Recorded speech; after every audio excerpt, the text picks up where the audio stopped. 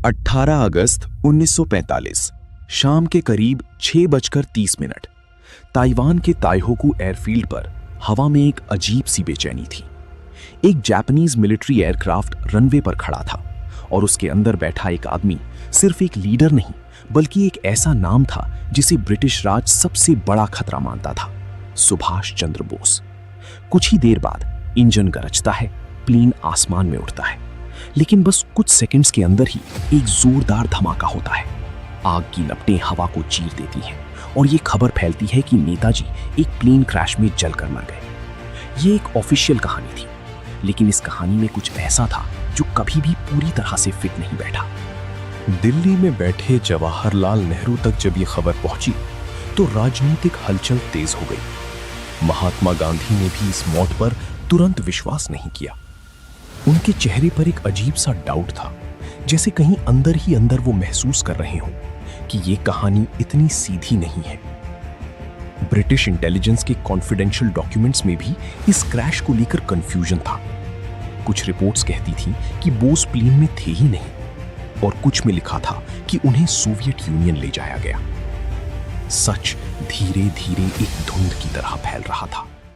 साल बीत गए, देश आजाद हो गया, लेकिन नेताजी की मौत एक अनआंसर्ड सवाल बनकर रह गई। फिर 1960s के दौरान उत्तर प्रदेश के फैजाबाद में एक अजीब सी कहानी उभर कर सामने आई।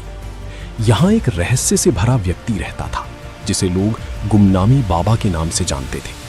वो हमेशा पर्दे के पीछे रहता, किसी को अपना चेहरा क्लियरली नहीं दिखाता, लेकिन उसकी आदतें, उसका लिखने का अंदाज और उसके पास मिले कुछ डॉक्यूमेंट्स एक शॉकिंग कनेक्शन की तरफ इशारा करते थे। जैसे जैसे इन्वेस्टिगेशन आगे बढ़ी, नए राज सामने आने लगे। गुमनामी बाबा के कमरे से मिले लेटर्स में इंटरनेशनल पॉलिटिक्स की गहरी समझ थी और कुछ जगहों पर उन्होंने ऐसे हिंट्स दिए जो सिर्फ एक हाई लेवल लीडर ही जानता हो।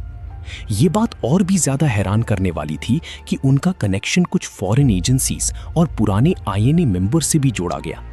क्या ये सब एक कोइंसिडेंस था या सच में नेताजी ने अपनी मौत का नाटक रचकर दुनिया से खुद को छुपा लिया था? इस बीच कई कमिटीज और इन्वेस्टिगेशंस भी बनी। शाहनवाज कमेटी, खोसला कमीशन और बाद में मुखर्जी कमीशन ने इस राज को सुलझाने की कोशिश की। हर रिपोर्ट ने कुछ नए सवाल खड़े किए, लेकिन एक फाइनल कंक्लूजन कभी सामने नहीं आया। मुखर्जी कमीशन ने तो ये तक कह दिया कि प्लेन क्रैश वाली थ्योरी में काफी कॉन्ट्रडिक्शंस हैं, लेकिन सरकारी तौर पर इसे कभी पूरी तरह एक्सेप्ट नहीं किया गया। आज भी जब इस कहानी को देखा जाता है तो ये सिर्फ एक हिस्टोरिकल मिस्ट्री नहीं लगती, बल्कि एक ऐसा डार्क चैप्टर लगता है जहां सच और झूठ के बीच की रेखा धुंधली हो चुकी है। एक तरफ ऑफिशियल रिकॉर्ड्स हैं जो एक ट्रैजिक डेथ की कहानी सुनाते हैं, और दूसरी तरफ वो अनेक क्लूज हैं जो इस बात की तरफ इशारा करते हैं कि कहानी कहीं ज्यादा कॉम्प्लेक्स है।